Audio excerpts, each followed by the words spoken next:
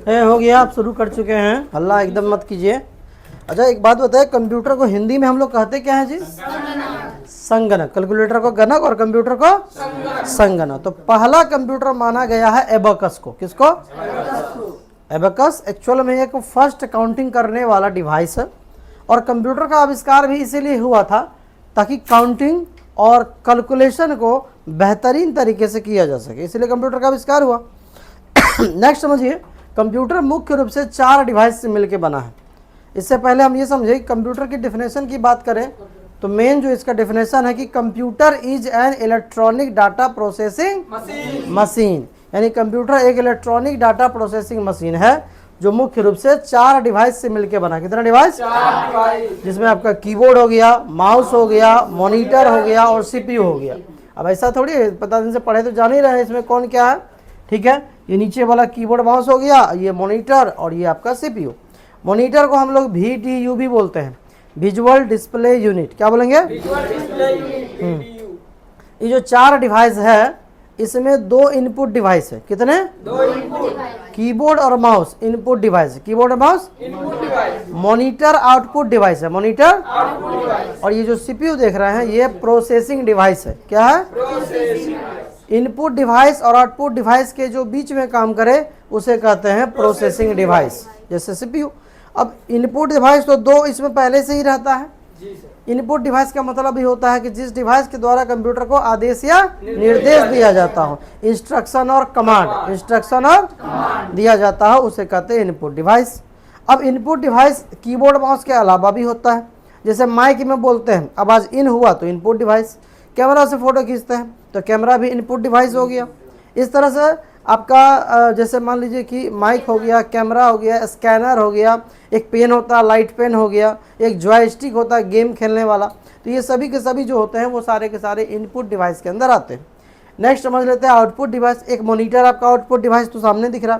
इसके अलावा कुछ छापना है तो प्रिंटर भी एक आउटपुट डिवाइस है। छाप के जो प्राप्त होता है उसको हार्ड कॉपी कहते हैं हम लोग, और कंप्यूटर के अंदर जो डाटा होता है उसको सॉफ्ट कॉपी कहा जाता है। तो ये भी आपका आउटपुट डिवाइस है। इसके अलावा स्पीकर, प्रिंटर, प्लॉटर, प्रोजेक्टर, ऐसा बहुत सारा चीज़ होती है। 2 तो आसानी से आप समझेंगे, मॉनिटर और प्रिंटर, ये तो आराम से आ गया। नेक्स्ट समझिए, कीबोर्ड में जो बटन की संख्या होती है वो 1 से 104 तक होता है। 101 से लेकर, अब ये छोटा बटन हो सकता है इसमें थोड़ा कम भी हो, लेकिन जनरली यही होता है 101 से लेकर 104 बटन। थोड़ा सा कीबोर्ड के बारे में भी हो सकता है एग्जाम में पूछ ले, जैसे मान लीजिए बोलेगा 2-4 ठो बटन का नाम लिखिए, कंट्रोल है, अल्ट है, स्पेस है, शिफ्ट है, ये सब लिख सकते हैं। इधर वाले को न्यूमेरिकल की बोलते हैं, बीच में अल्फाबेटिकल की होता है। F1 से लेके F12 तक के बटन को फंक्शन बटन कहते हैं। क्या बोलते हैं? तो फंक्शन बटन कितने हो गए? 12। F1 से लेके सबसे लंबा बटन स्पेस बटन होता है। कंट्रोल, अल्ट और शिफ्ट इसको कॉम्बिनेशन की बोलते हैं, क्योंकि यह अकेला कोई काम नहीं करता है। तो ये थोड़ी सी कीबोर्ड के बारे में जानकारी हो गया। अब थोड़ा सा माउस के बारे में समझिए। ये जो कंप्यूटर का माउस है ये भी इनपुट डिवाइस है। इसमें अगर बटन की बात करें तो 3 बटन होता है, एक लेफ्ट बटन, एक राइट बटन और बीच वाला स्क्रॉल बटन। और इसके अगर एक्शन की बात करें, कितना काम करेगा? 5। कितना एक्शन? अब हम बोलते हैं पहला क्लिक, दूसरा डबल क्लिक, तीसरा राइट क्लिक, चौथा स्क्रॉल और 5वां ड्रैग एंड ड्रॉप। 5वां ड्रैग एंड ड्रॉप। ठीक है, अभी क्या है कि ये रिवीजन पर्पज से वीडियो बनाया गया है, तो ज़्यादा डिटेल में इसमें हम आपको नहीं समझाएंगे। ठीक, अब ये जो कंप्यूटर आप देख रहे हैं इन सभी को आपस में जोड़ने के लिए 2 तरह के वायर यानी तार का प्रयोग किया जाता है ना। एक पावर केबल होता है जो लाइन में लगाएंगे, और दूसरा डाटा केबल होता है जो आपस में जोड़ा जाता है। ठीक है, अच्छा हम पता नहीं बात बताई कि नहीं, कंप्यूटर का जो आविष्कार है ना एबकस का, वो चाइना में हुआ था लगभग आज से 5000 वर्ष पहले। लगभग 5000 वर्ष। क्योंकि कहाँ से सवाल पूछ लेगा ये हम भी नहीं जानते हैं, इसलिए आपको इस सब बात का ध्यान रखना पड़ेगा। तो ये इनपुट आईपीओ सब हो गया। अच्छा, ये जो कंप्यूटर का जो मॉनिटर देख रहे हैं ना, इसमें सीपीयू, इस सीपीयू के अंदर मुख्य रूप से 2 बटन होते हैं। कितने बटन? 2 बटन। एक पावर, दूसरा रीस्टार्ट। ऑन ऑफ करने के लिए पावर बटन, हैंग कर गया, लटक गया, फंस गया, काम नहीं कर रहा है तो रीस्टार्ट बटन आप दबा के इसको कर सकते हैं। इसी को कई लोग रीसेट बटन भी कहते हैं, कंफ्यूज नहीं होना है, समझे। ये सारा चीज़ एक ही रहेगा। अब नेक्स्ट आते हैं कंप्यूटर का जो ये जो सीपीयू बॉक्स देख रहे हैं इसके अंदर 5 हार्डवेयर कंपोनेंट्स यानी कि पार्ट्स होते हैं। कितने? 5। अब सबसे पहला क्या होता है, फोटो भी दिखा के हम समझा सकते हैं, लेकिन आप लोग का क्या है कि रिवीजन किया हुआ है तो ऐसे ही बता देते हैं। सबसे पहला हो जाएगा रैम। क्या हो जाएगा? Random access memory. क्या होगा? यह एक टेम्पोररी मेमोरी होता है, जब तक कंप्यूटर में काम करेंगे डाटा रैम पे स्टोर रहेगा, रैम पे चलेगा, जैसे ही काम खत्म रैम का डाटा अपने आप डिलीट। सेकेंड होता है इसके अंदर हार्ड डिस्क या एसएसडी। क्या होता है? कंप्यूटर की सबसे बड़ी मेमोरी अगर कुछ है तो या तो हार्ड डिस्क है और या तो नया वाला अब एसएसडी है, जिसके अंदर कोई भी डाटा को आप सेव करके रख सकते हैं जब तक चाहें तब तक के लिए। जब चाहें कि आपको फाइल डिलीट करना है तो डिलीट कर लीजिए। अच्छा एक बात और, कंप्यूटर से निकाल भी देंगे हार्ड डिस्क एसएसडी को तो उसका डाटा जो है वो सेव रहेगा, सुरक्षित रहेगा। समझ गए? तीसरा होता है मदरबोर्ड। क्या होता है? मदरबोर्ड। जैसे टीवी वगैरह में कीट लगा होता है, मोबाइल में भी कीट और सर्किट लगा हुआ रहता है, उसी तरह कंप्यूटर में मदरबोर्ड होता है। अब मदरबोर्ड में क्या होता है, कंप्यूटर के जितने भी सारे वायर हैं उन सभी को जोड़ा जाता है मदरबोर्ड से। किससे? यानी मदरबोर्ड का पूरा नाम है इलेक्ट्रॉनिक सर्किट बोर्ड। कंप्यूटर के सारे वायर उसी में जोड़े जाएंगे और वायर को जोड़ने के लिए पिन बना होता है, पिन या सॉकेट बना होता है। हम बाहर से भी कुछ भी कनेक्ट करते हैं ना तो वह अंदर भी घूम फिर के जो है मदरबोर्ड के अंदर ही जाता है। तो 3 हो गया, रैम हो गया, हार्ड डिस्क हो गया, मदरबोर्ड हो गया। उसके बाद होता है एसएमपीएस। क्या होता है? Full form switch mode power supply. क्या है? अब देखिए एसी करंट को वो डीसी में बदलता है। अब प्रत्येक डिवाइस को उसके आवश्यकता अनुसार बिजली सप्लाई करता है। कौन? एसएमपीएस। कौन करता है? चलिए अब नेक्स्ट समझते हैं हम लोग। ये जो कंप्यूटर है इसको मुख्य रूप से 2 पार्ट में डिवाइड किया गया, हार्डवेयर और सॉफ्टवेयर। कितने पार्ट में? 2। हार्डवेयर और सॉफ्टवेयर। अब हार्डवेयर का मतलब चापाकल का दुकान नहीं है, इसके अंदर जो पार्ट्स लगे हुए हैं उसकी बात हो रही है। तो कंप्यूटर के जितने भी इंटरनल और एक्सटर्नल पार्ट्स होते हैं, इंटरनल मतलब जो अंदर लगा और एक्सटर्नल मतलब जो बाहर से लगा, उन सारे पार्ट्स को हम लोग हार्डवेयर कहेंगे। बिना हार्डवेयर के कंप्यूटर रेडी नहीं होगा। लेकिन अगर हार्डवेयर से कंप्यूटर रेडी हो भी जाता है तो उसके अंदर जान डालने के लिए चाहिए सॉफ्टवेयर। क्या चाहिए? सॉफ्टवेयर। तो इस सॉफ्टवेयर यानी कंप्यूटर को स्टार्ट करने से लेकर चलाने तक जितने सारे प्रोग्राम की आवश्यकता होती है सारे को हम सॉफ्टवेयर कहते हैं। हार्डवेयर को आप आसानी से देख भी सकते हैं, छू भी सकते हैं, पर सॉफ्टवेयर को ना आप डायरेक्ट छू पाएंगे ना डायरेक्ट देख पाएंगे। ये दोनों एक दूसरे के बिना अधूरा है। ये मोबाइल के लिए भी है, समझे? तो ये सब इंपॉर्टेंट रहेगा। इसमें एक तीसरा भी था जो जिसने प्रूफ किया कि भाई हार्डवेयर भी है सॉफ्टवेयर भी है, पर कंप्यूटर चलाने वाला नहीं है, तो गड़बड़ हो जाएगा। चलाने वाला भी चाहिए। तो कंप्यूटर चलाने वाले को यूजर ऑपरेटर या फिर लाइववेयर बोलते हैं, ये बोल सकते हैं। तो ये हुआ। नेक्स्ट आता है कि कंप्यूटर जो होता है, हमने तो 3 बार तभी बता दिया था, RAM, hard disk, motherboard, SMPS, और चौथा छूट गया था वो, सॉरी रैम नहीं, चौथा पांचवा जो था वो है माइक्रो प्रोसेसर। क्या है? माइक्रो प्रोसेसर का आविष्कार हुआ है 4th जनरेशन में। कंप्यूटर के टोटल 5 जनरेशन है। फर्स्ट में वैक्यूम ट्यूब्स हुआ था, सेकंड में ट्रांजिस्टर का आविष्कार हुआ, थर्ड में आईसी का हुआ और फोर्थ में माइक्रो प्रोसेसर और फिफ्थ एआई यानी आर्टिफिशियल इंटेलिजेंस, कृत्रिम बुद्धि। कंप्यूटर का अपना दिमाग रहेगा, खुद से काम करेगा। लेकिन 4th जनरेशन में जब माइक्रो प्रोसेसर का आविष्कार हुआ तो कंप्यूटर के क्षेत्र में एक बहुत बड़ी क्रांति आई और हर जगह कंप्यूटर धीरे धीरे आने लगा। एक्चुअल में कंप्यूटर का जो दिमाग है वो सारे लोग इसको बोलते हैं ना, पर एक्चुअल में वो माइक्रो प्रोसेसर होता है, काफ़ी छोटा होता है। आप लोगों को कई बार दिखाए भी है। तो माइक्रो प्रोसेसर ही जो है एक्चुअल में कंप्यूटर का दिमाग होता है और उसी के कारण इस पूरे सिस्टम, इस बॉक्स को लोग कहता है सीपीयू, जिसका फुल फॉर्म होता है सेंट्रल प्रोसेसिंग यूनिट। क्या होगा? Central processing unit. कंप्यूटर का जो सीपीयू होता है, इधर ध्यान दीजिए, कंप्यूटर का जो सीपीयू यानी प्रोसेसर होता है उसके 3 पार्ट होते हैं। कितने पार्ट? 3 पार्ट। सीयू, एमयू और एएलयू। क्या होगा? सीयू का मतलब कंट्रोल यूनिट, एमयू का मतलब मेमोरी यूनिट और एएलयू का मतलब अर्थमेटिक लॉजिक यूनिट। ठीक है। अब इसके बाद हम थोड़ा सा और आगे बढ़ते हैं। नेक्स्ट हम थोड़ा सा यहाँ पर एक बार इधर तो हम आप लोग को बता दिए हैं, थोड़ा सा नोट्स पढ़ा जाते हैं, कहीं कुछ छूट ना जाए, तो इसलिए नोट्स के साथ भी हम चलेंगे। जितना हमको बोलना था वो तो आपको हम बोले हैं। देखिए हमने 4 डिवाइस समझा दिया आपको। इनपुट डिवाइस बोलेगा कंप्यूटर को, कौन सा डिवाइस के द्वारा कंप्यूटर को इंस्ट्रक्शन और कमांड दे सकते हैं? Input device. कंप्यूटर किस डिवाइस के द्वारा रिजल्ट देगा? Output device. तो एक ही सवाल को उल्टा सीधा करके आपको पूछ सकता है, आपको कंफ्यूज नहीं होना है।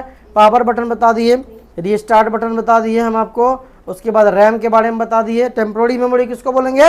रैम को। कंप्यूटर अपने डाटा कहाँ सेव करता है? हार्ड डिस्क या एसएसडी में। कंप्यूटर के सारे बार कहाँ जोड़ेंगे? मदरबोर्ड में। कंप्यूटर का पावर सप्लाई कौन करेगा जी? एसएमपी है, स्विच मोड पावर सप्लाई। और ये है एक्चुअल में कंप्यूटर का दिमाग जो है माइक्रो प्रोसेसर, जिसके 3 पार्ट होते हैं, CU, MU और ALU। नेक्स्ट आपका रहेगा हमने हार्डवेयर बता दिया, कंप्यूटर पार्ट्स, सॉफ्टवेयर मतलब कंप्यूटर प्रोग्राम, और लाइववेयर मतलब कंप्यूटर यूजर या फिर operator.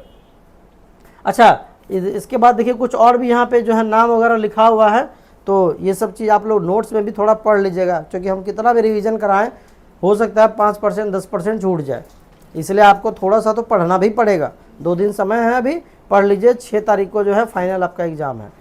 Power cable, data cable के बारे में बता दिए। बिजली में जोड़ेंगे, पावर केबल आपस में जोड़ेंगे, डाटा केबल, ठीक है। अच्छा, जब कंप्यूटर को स्टार्ट करते हैं, मोबाइल को स्टार्ट करते हैं, तो उसके स्क्रीन पर सबसे पहले दिखता है कंपनी का नाम। क्या दिखता है? जिस कंपनी ने उसको बनाया उसका नाम वो मदरबोर्ड में फिक्स किया जाता है। रोम चिप के अंदर, रोम रीड ओनली मेमोरी, रोम का बोल पाओ है ना, तो वो चिप फिक्स किया जाता है और बायोस सेटिंग में जाके हम लोग उसके अंदर सॉफ्टवेयर को इंस्टॉल करते हैं, ठीक है। तो ये बात दिमाग में रखना है कि सबसे पहले कंपनी का नाम आएगा, फिर उसके अंदर कौन सा सॉफ्टवेयर इंस्टॉल किया गया है ना, तो उसका नाम आएगा। और जब भी कंप्यूटर में अगर हम बात करें तो कंप्यूटर में जो सॉफ्टवेयर अभी सबसे ज़्यादा चलता है वो है माइक्रोसॉफ्ट कंपनी का विंडोज़। माइक्रोसॉफ्ट कंपनी का विंडोज़ सॉफ्टवेयर सबसे ज़्यादा चलता है। और जो सबसे लेटेस्ट ऑपरेटिंग सिस्टम अभी चल रहा है वो है विंडोज़ 11। क्या है? विंडोज़ 11। तो उसके बाद क्या है कि पहले हार्डवेयर का नाम आएगा, फिर सॉफ्टवेयर का नाम आएगा और फिर यूज़र का नाम आएगा। अभी यूज़र ने बनाने सिखाए थे ना आप लोग को, जिसमें आप अपना नाम डाल सकते हैं, फ़ोटो डाल सकते हैं और पासवर्ड डाल सकते हैं। यूज़र ने में नाम, फोटो, पासवर्ड ये आप डाल सकते हैं। तो तीनों हो गया। देखिए हमने बताया कंप्यूटर को स्टार्ट करने के लिए उसमें कौन सा सॉफ्टवेयर डालेंगे? Operating system software. क्या डालेंगे? Operating system software. इसको OS भी लोग शॉर्ट में बोलता है, OS। बिना ऑपरेटिंग सिस्टम डाले कंप्यूटर स्टार्ट नहीं होगा, जैसे बिना एंड्रॉयड का सॉफ्टवेयर डाले हुए मोबाइल स्टार्ट नहीं होगा। तो उसी तरह जब स्टार्ट ही नहीं होगा तो कंप्यूटर का कोई वैल्यू नहीं रहेगा। नेक्स्ट आ जाते हैं हम लोग। अब इसमें कुछ एग्जाम्पल वगैरह दिया, बिना सॉफ्टवेयर के कंप्यूटर डब्बा के समान, ये सब समझने की चीज़ है, आप करके देख लेंगे। अब देखिए माइक्रोसॉफ्ट के द्वारा जो पहला ऑपरेटिंग सिस्टम बनाया गया था वो था ब्लैक एंड व्हाइट, जिसका नाम था MS-DOS। क्या नाम था? Microsoft disk operating system. ये बिल्कुल ब्लैक एंड व्हाइट था, इसमें बहुत ज़्यादा लिखना पड़ता था, कमांड होती थी, उसको याद रखना पड़ता था। एक भी कमांड मिस होने के बाद बड़ा दिक्कत होता था। फिर समय बदला, बदलते समय के अनुसार विंडोज़ 95 आया, 98 आया, 2000 आया, मी आया, XP। सबसे ज़्यादा फेमस हुआ था विंडोज़ XP के बाद विस्टा आया, ये नहीं चला। फिर आया विंडोज़ 7 के बाद आया 8 के बाद 10 और 10 के बाद 11। सबसे लेटेस्ट कौन सा हो गया? विंडोज़ 11। याद रखेंगे ये सारी सॉफ्टवेयर जो है माइक्रोसॉफ्ट की है। और माइक्रोसॉफ्ट कंपनी कहाँ का है? USA, America, United state of. अच्छा, यूजर नेम आ गया देखिए यहाँ पे, जिसमें नाम, फोटो और पासवर्ड आप लगा सकते हैं। अब आइए, कंप्यूटर का जो कंप्यूटर जब स्टार्ट हो जाता है ना तो उसके स्क्रीन को कहते हैं हम लोग डेस्कटॉप। क्या बोलते हैं? और सबसे नीचे जो है ना वो होता है टास्क बार। क्या होता है? जैसे हम इसको मिनिमाइज करते हैं, इसको भी मिनिमाइज करते हैं। अब देखिए कंप्यूटर चालू है और यहाँ पर कुछ चीज़ आ जाए, जैसे दिस PC, इसका नाम पहले माई कंप्यूटर था। कंप्यूटर के जितने भी सारे हार्ड डिस्क और SSD लगे होते हैं, यहाँ तक कि मेमोरी और आप फ्लॉपी या मान लीजिए CD DVD लगाते हैं, उसको माई कंप्यूटर के अंदर ही जाकर आप एक्सेस कर सकते हैं, ठीक है। जैसे नेटवर्क प्लेस से जब नेटवर्किंग करना हो 10 कंप्यूटर को आपस में, तो ये नेटवर्क वाले प्लेस का नाम था माई नेटवर्क प्लेस, तो ये आपका रहेगा। अब इसमें क्या है, कोई फाइल फोल्डर को डिलीट करेंगे तो कहाँ जाएगा? रिसाइकल बिन में। हमको डायरेक्ट डिलीट कर देना फाइनल, तो शिफ्ट के साथ अगर डिलीट करेंगे तो रिसाइकल बिन में नहीं जाएगा। कंप्यूटर की सारी सेटिंग कहाँ होती है? कंट्रोल पैनल के अंदर। किसके अंदर? कंट्रोल पैनल के अंदर। अच्छा, ये हो गया। अच्छा, इसके बाद क्या होता है कि जैसे मान लीजिए कि अभी माइक्रोसॉफ्ट कंपनी के द्वारा एक जो वेब ब्राउज़र आपको दिया जाता है जिससे कि आप इंटरनेट चला सकते हैं, वो है इंटरनेट एक्सप्लोरर, जिसका नाम अब बदल दिया गया है, उसका नाम हो गया एज।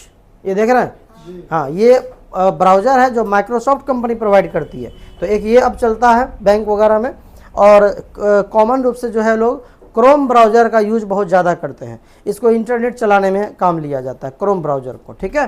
तो ये आपका रहेगा। जो बोल रहे हैं उसमें से कुछ भी पूछा जा सकता है। देखिए माई डॉक्यूमेंट आ गया। अब माई डॉक्यूमेंट का नाम बदल के अब यूज़र फोल्डर हो गया है।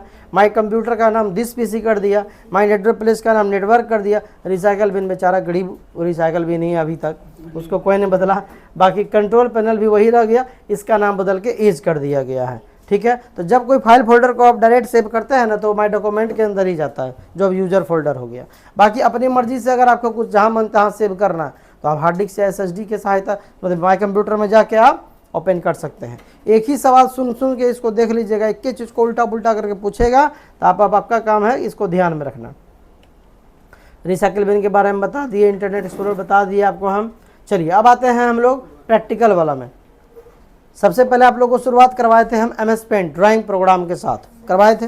तो कोई एग्जाम में एक लाइन पूछ ले MS पेंट क्या है, तो MS पेंट एक ड्राइंग प्रोग्राम है जिसमें साधारण ड्राइंग बना सकते हैं, ब्लैक एंड व्हाइट ड्राइंग बना सकते हैं, ड्राइंग बना के सेव कर सकते हैं, प्रिंट कर सकते हैं, किसी को मेल कर सकते हैं। अब तो व्हाट्सएप पर भेजने का भी सुविधा दे दिया है, तो आप सब कर सकते हैं, ठीक है। तो इसके बारे में पूछेगा। लिखने का जगह नहीं रहता। अरे भगवान, तो हम कहाँ बोल रहे कि लिखने आपको बोलेगा। कोई एक बात पूछेगा तो एक को का जवाब दीजिएगा ना, इतना लंबा पूछता ही नहीं है, ठीक है। तो ये सारा चीज इसमें दिया हुआ है। देखिए कोई भी प्रोग्राम ओपन होता है तो सबसे ऊपर हो जाएगा टाइटल बार, क्या हो जाएगा, सबसे नीचे टास्क बार, क्या हो जाएगा। जैसे ये मिनिमाइज बटन हो गया, रीस्टोर हो गया, ये क्लोज हो गया, क्लोज का शॉर्टकट जी खा गया, Alt F4 क्या होगा, Alt F4 किसका शॉर्टकट है, क्लोज का।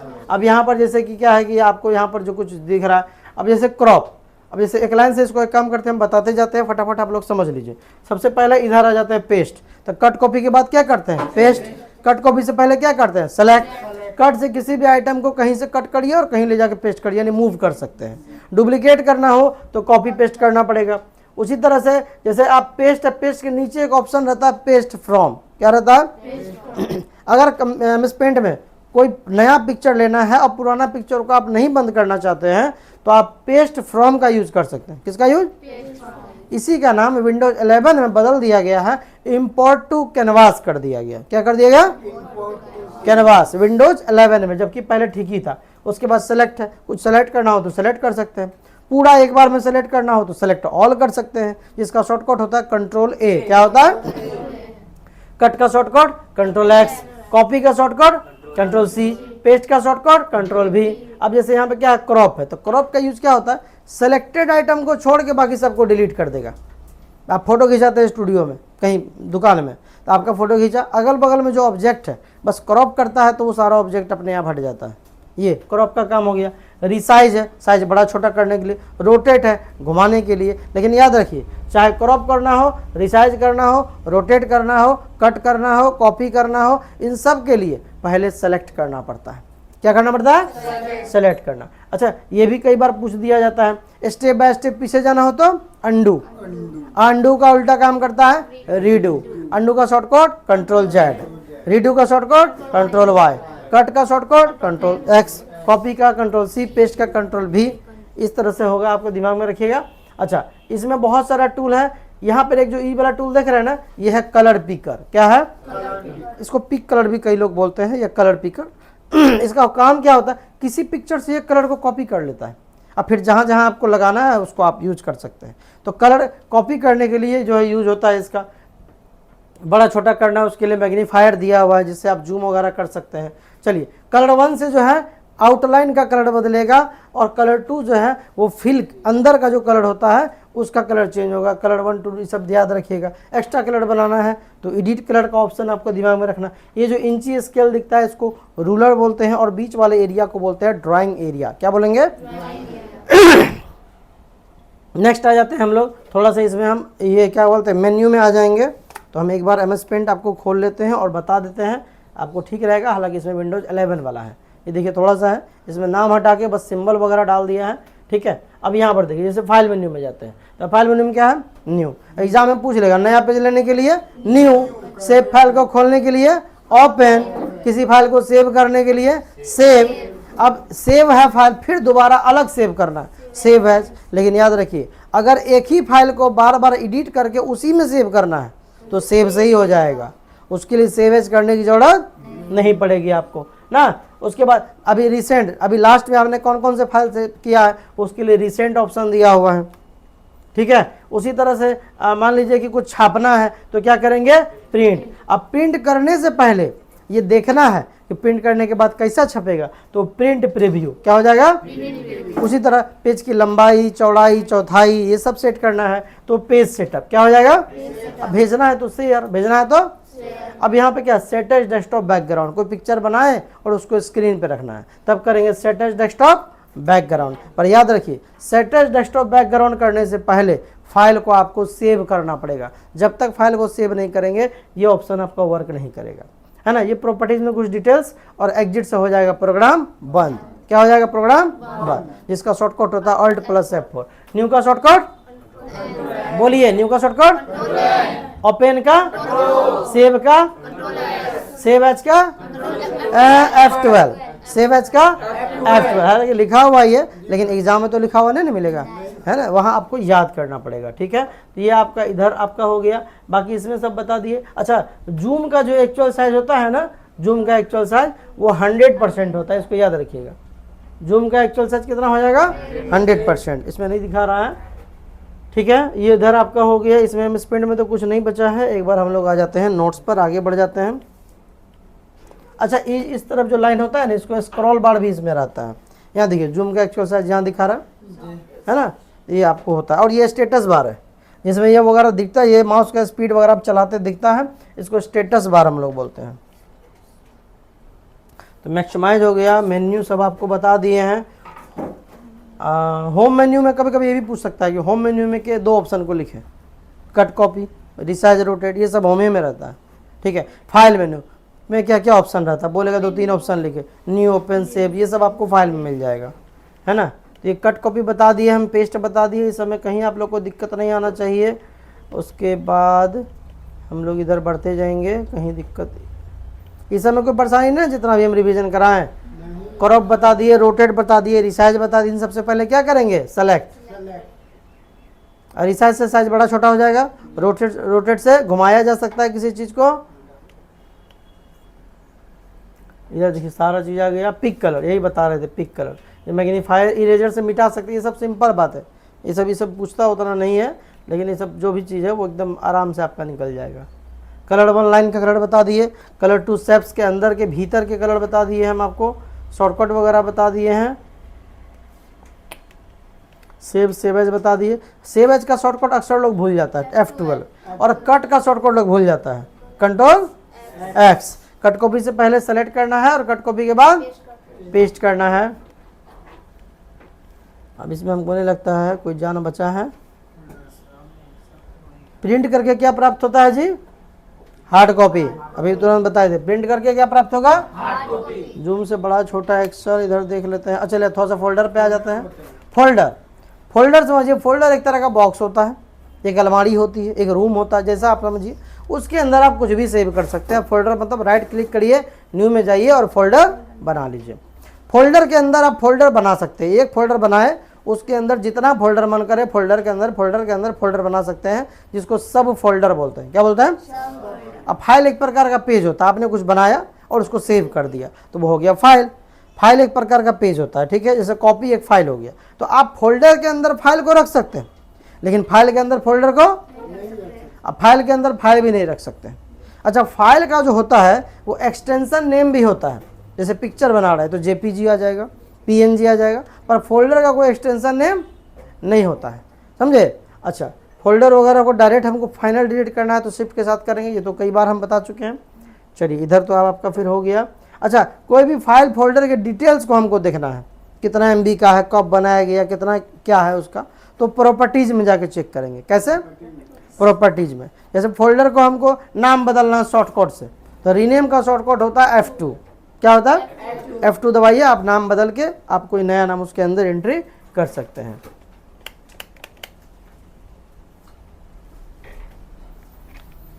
देखते हैं और क्या क्या पॉइंट है, सब सॉर्ट आउट करते जाना है ना, क्योंकि एक ही अब यही टाइम है हमको वीडियो बनाने का, बट दूसरा बच्चे मिलेगा कि नहीं पता नहीं। चलिए अब आइए, कोई एग्जाम में सिंपल पूछ देगा कि किसी एक ड्राइव से फोल्डर को निकाले हैं और दूसरे में रख दिए, ये ऑप्शन कहलाता है मूव। क्या होता है? कट करके ऐसा आप कर सकते हैं, ठीक है। अच्छा, कॉपी करने से डुप्लीकेट हो जाएगा। एक बात और, अगर मान लीजिए कि आप 2 ड्राइव को अलग अलग खोल लेते हैं और इधर से कुछ उठा के उधर रख दीजिएगा ना, ड्रैग एंड ड्रॉप, तब भी वो कॉपी हो जाएगा, समझे। और कोई मिल गया फिल्म में यही सवाल था कि एक ड्राइव को बिना पार्टिकुलर खोले हुए, फोल्डर को खोले हुए दूसरे में कॉपी करेंगे, बस कुछ नहीं, उठा के ले जाके छोड़ देना है, तो आपका वो हो जाएगा। रीनेम का शॉर्टकट देखिए मिल गया, F2 आ गया इधर। ये सबको बिना सेलेक्ट किया आप नहीं कर सकते हैं। अच्छा, एक बात और बताइए, जब किसी फाइल फोल्डर को डिलीट करते हैं वो रिसाइकल बिन में जाता है, तो क्या वो मेमोरी हमारा स्पेस लेगा या नहीं लेगा? खाली कर देगा? नहीं करेगा, क्योंकि भले वो रिसाइकल बिन में है पर अभी भी वो SSD के अंदर ही है, अभी भी वो हार्ड डिस्क में। जैसे जैसे कचरा फेंके, तो कचरा घर से बाहर फेंकेंगे तब ना, जब तक कचरा घर से बाहर नहीं फेंके, कूड़ेदान में है तो घरे में। हाँ, तो बहुत लोगों को कन्फ्यूजन हो जाता है कि डिलीट करते और रिसाइकल बिन में जमा होते जाएगा, नहीं, वो भी आपके पास वहाँ दिखता है, बाकी रहता वो उसी जगह पर है। अच्छा, रिसाइकल बिन से कुछ को रिस्टोर करेंगे तो कहाँ वापस आएगा? वो जहाँ था वहीं वापस आ जाएगा। रिसाइकल बिन वगैरह इधर आपका हो गया, इधर आपका हो गया सर्च वगैरह।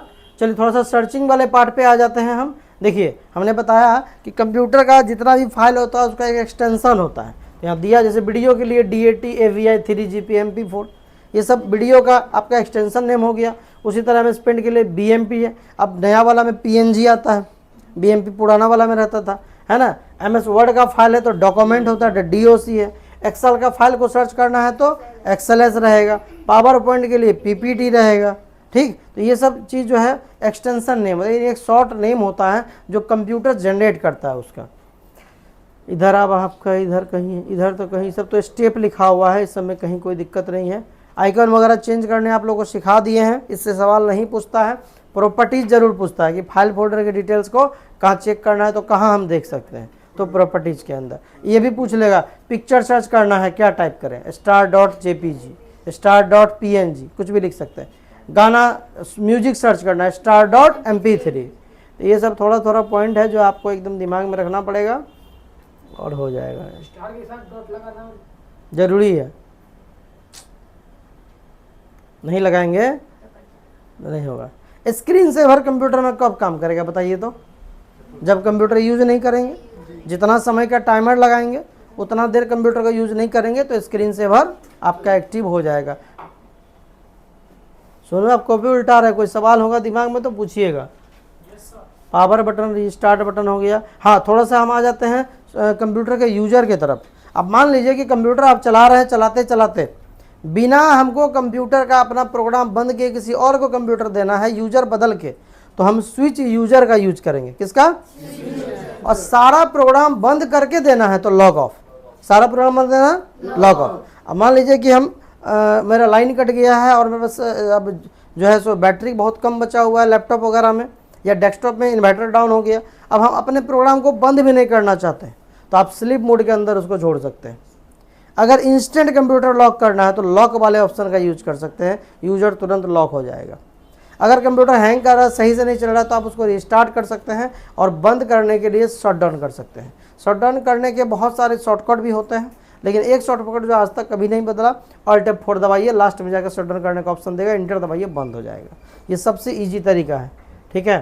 तो ये लॉग ऑफ, ये सब कंप्यूटर यूज कर रहा है, अचानक से बंद हो गया, अब हमको कहीं निकल गए, उसके बाद कोई अगर दूसरा खोलेगा तो मेरा नहीं खुलना चाहिए। नहीं खुलेगा। अगर अपने आप बंद हो गया, लाइन कट गया, नहीं खुलेगा। कैसे खुलेगा वो? कंप्यूटर बंद मतलब सारा प्रोग्राम बंद, जो फाइल सेव है वो सेव रहता है। ऐसे तो ऐसा होना नहीं चाहिए, इससे आपका विंडोज जो है वो करप्ट कर जाएगा। थोड़ा माउस सेटिंग की तरफ आ जाते हैं। माउस सेटिंग क्या होता है? तो माउस का जो स्पीड होता है उसको आप माउस सेटिंग से चेंज कर सकते हैं। माउस का बटन चेंज कर सकते हैं, जिसको बोलते हैं बटन कन्फिग्रेशन, जिससे आप माउस के बटन को लेफ्ट वाले को राइट, राइट वाले को लेफ्ट कर सकते हैं। ये बटन कन्फिग्रेशन से होता है। डबल क्लिकिंग स्पीड आप चेंज कर सकते हैं, जो डबल क्लिक करते हैं उसका स्पीड। पॉइंटर का स्टाइल बदल सकते हैं, पॉइंटर की स्पीड बदल सकते हैं, ये सारा चीज़ आप कर सकते हैं। आज तो पूरा एकदम झमाझम बारिश हो गया है, खतरनाक वाला, समझे। कहाँ कैसे जाएगी घर? आ गई नहीं, हाँ भले हमको भी मौका मिल गया वीडियो बनाने का। फंट फंट ना, फंट ना, नहीं नहीं उसमें क्या पूछेगा, फिर भी थोड़ा सा बताएंगे अभी हम। सुनिए, वर्डपैड और नोटपैड दोनों ही सिंपल टेक्स्ट एडिटिंग प्रोग्राम है, जो कि साधारण डॉक्यूमेंट उसमें आप नॉर्मल बना सकते हैं, इसलिए वो सिंपल टेक्स्ट एडिटिंग प्रोग्राम है, चाहे वर्डपैड हो चाहे नोटपैड। नोटपैड में क्या होता है, थोड़ा सा प्रोग्रामिंग अगर करना है HTML वगैरह तो आप नोटपैड का यूज करते हैं। वर्डपैड एकदम नॉर्मल रहेगा इसमें। अब इसको भी एक बार समझ लीजिए कि जो कंप्यूटर का जो ऑपरेटिंग सिस्टम आता है ना, MS पेंट उसी में रहता है, फोल्डर उसी से बन जाता है, वर्डपैड उसी में चल जाता है, नोटपैड उसी में चल जाता है। ये बहुत सारा चीज़ ऑपरेटिंग सिस्टम के साथ जो है आता है। हालांकि अभी विंडोज 11 में नया वाला में वर्डपैड को डिसकंटिन्यू करते जा रहा है धीरे धीरे, कुछ में है कुछ में डिलीट हो गया है, हम तो अलग से इंस्टॉल कर लिए कहीं हमको मिला तो। अब थोड़ा सा इसमें भी आता है वही टाइटल बार, वही टास्क बार, वही मेन्यू बार। अब थोड़ा यहीं पर वही चीज़ है जो हमने आपको पढ़ाया, वही न्यू ओपन सेव, यही सब नॉर्मल रहेगा। पेज सेटअप भी तभी बताया कि लंबाई चौड़ाई चौथाई सेट करना उसके लिए रहेगा, एग्जिट से प्रोग्राम बंद हो जाएगा। क्या नया आया है तो बोल्ड, बोल्ड का शॉर्टकट कंट्रोल V, थोड़ा मोटा हो जाएगा। इटालिक का शॉर्टकट कंट्रोल I, थोड़ा तिरछा हो जाएगा। अंडरलाइन का शॉर्टकट कंट्रोल U, नीचे अंडरलाइन हो जाएगा। स्क्वायर जो लिखते हैं उसको सुपर स्क्रिप्ट बोलते हैं, क्या बोलते हैं। और ये जो नीचे है जैसे H2 लिखे नीचे O, तो वो सब स्क्रिप्ट कहलाएगा, ठीक है। तो ये सब रहेगा। अच्छा, ये जैसे अलाइनमेंट लेफ्ट हो गया, ये अलाइनमेंट आपका राइट हो गया, राइट मतलब राइट से लिखाएगा। अलाइनमेंट सेंटर मतलब बीच से लिखाएगा।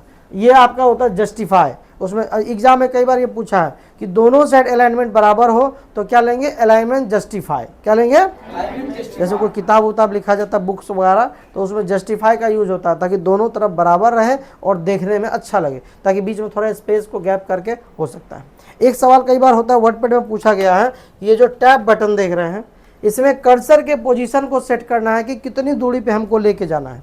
तो टैब सेटिंग से आप ऐसा कर सकते हैं। यहाँ पर होता है टैब सेटिंग, टैब्स आप यहाँ जाके सेट कर देंगे, जितना पे टैब बटन दबाएंगे उतना दूर कर्सर एक बार में चला जाएगा। ये प्रैक्टिकल आप लोग का किया हुआ है। नेक्स्ट आपका सवाल हो सकता है वर्डपैड में कि जैसे कि मान लीजिए कि लाइन के बीच की दूरी को लाइन स्पेसिंग से आप कम ज़्यादा कर सकते हैं, वो है ये।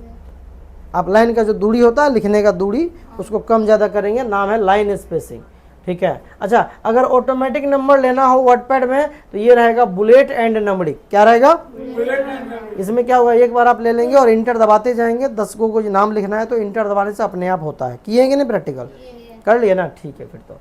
अच्छा, पिक्चर लेना है तो picture, current date and time लेना है तो डेट एंड टाइम। एक प्रोग्राम में काम करते हुए अगर हमको दूसरे प्रोग्राम में जाना है तो इंसर्ट ऑब्जेक्ट, क्या होगा।